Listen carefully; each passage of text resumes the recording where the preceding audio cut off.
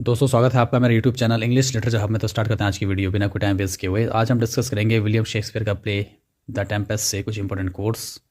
तो स्टार्ट करते हैं। फर्स्ट है आपका कोट नंबर 1 जो कैलिबन बोलता है प्रोस्पेरो और मिरांडा से। You taught me language and my profit on it is I know how to curse the red plague rid you for learning me your language. यह dialogue लिया गया आपका act 1 और सीन 2 से। एक्सप्लेनेशन यहाँ पे देखते हैं। This quote illustrates the intense clash between the master Prospero and the slave Caliban.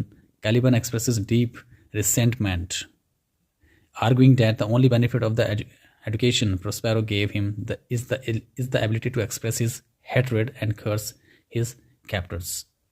यानी कि इसमें इस डायलॉग के अंदर जो आपका कैलिबन है जिसको प्रोस्पेरो ने उस आइलैंड पे आकर, क्योंकि जो कैलिबन है वो अपने आइलैंड पे रह रहा है और प्रोस्पेरो और मिरांडा जब उस आइलैंड के ऊपर आते हैं रहने के लिए तो वो उसको अपना गुलाम बना देते हैं कैलिबन को, और जो उसकी मदर होती है सैकोरेक्स उनको भी, है ना।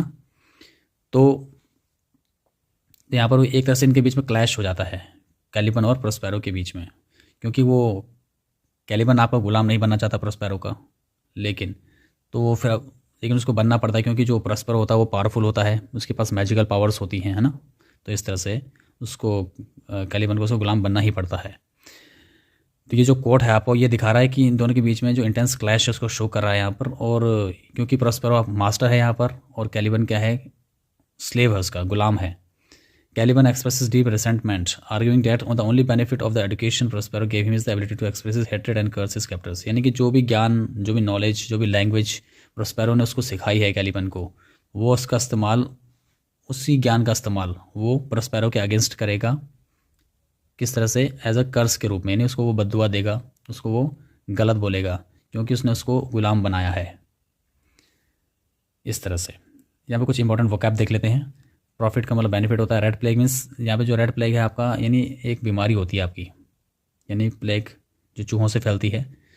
और यहाँ पर लेकिन यहाँ पर रेड प्लेग का मतलब है आपका कर्स, यानी कि बद्दुआ। ठीक है।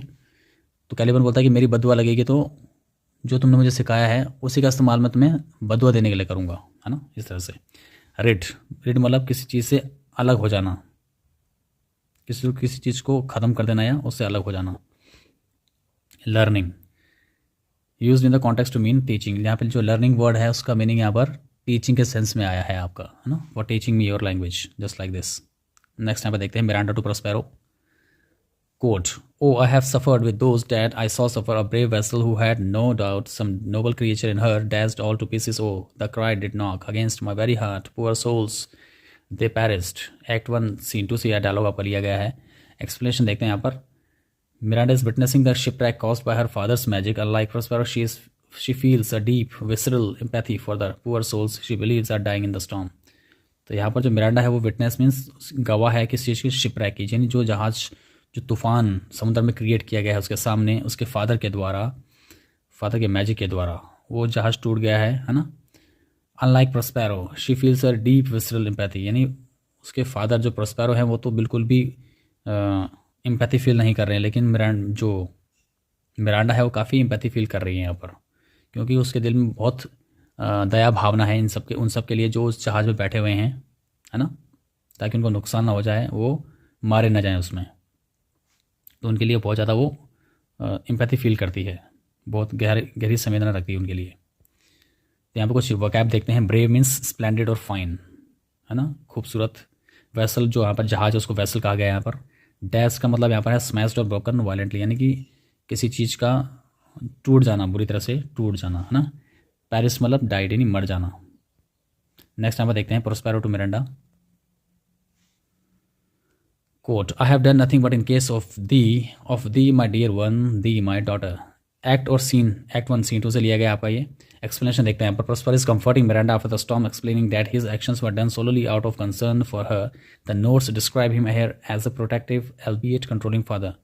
यहाँ पे जो आपका प्रोस्पेरो है वो मिरांडा को ये समझा रहा है, यहाँ पर उसको कंफर्ट दे रहा है, क्योंकि जब वो तूफ़ान को देखती है समुद्र के अंदर, उनको बोलते हैं इनको नुकसान ना हो जाए, क्योंकि उनको मिरांडा को इनके प्रति संवेदना है काफ़ी, है ना, गहरी संवेदना है कि इनके साथ कुछ गलत ना हो जाए जो जहाज़ में बैठे हुए लोग हैं।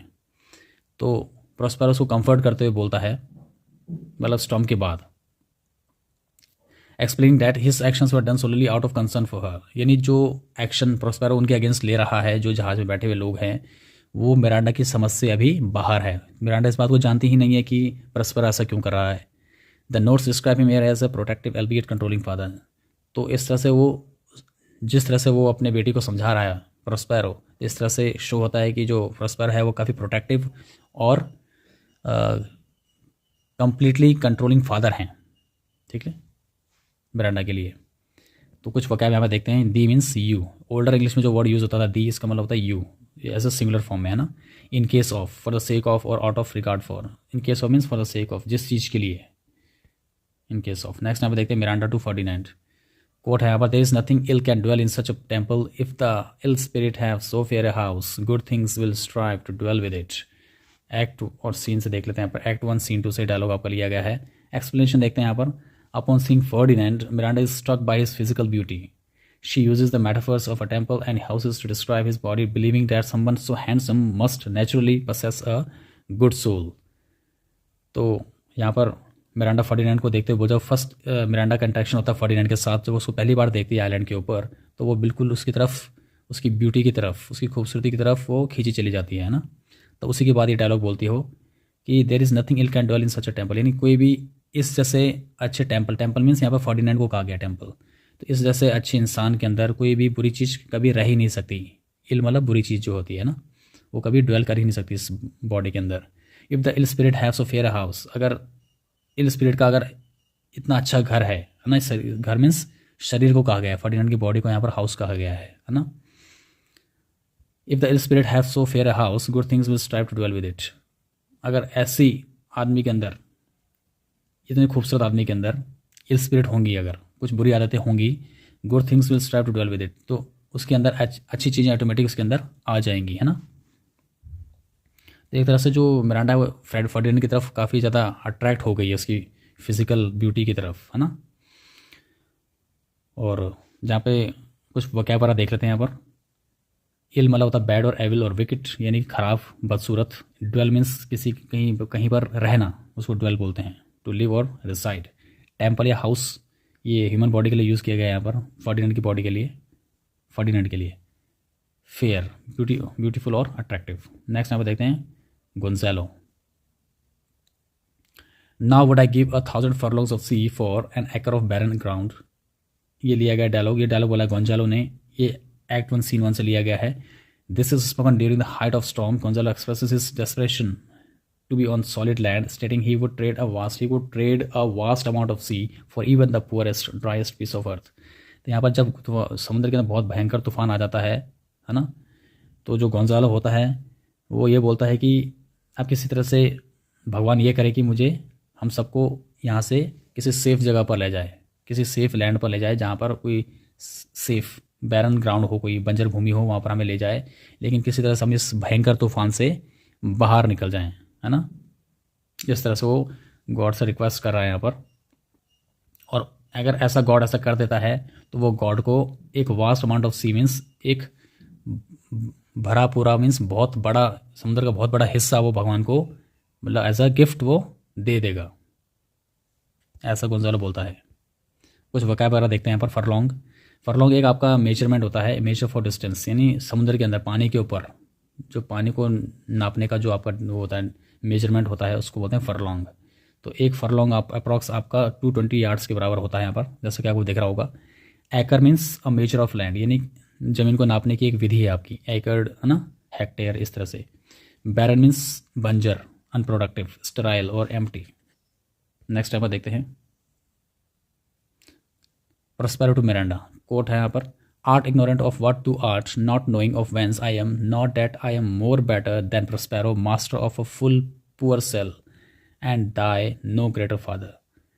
एक्ट और सीन, एक्ट 1 सीन 2 से आपका डायलॉग लिया गया है। एक्सप्लेनेशन देखते हैं यहाँ पर। Prospero is preparing to finally tell Miranda the truth about their past life in Milan.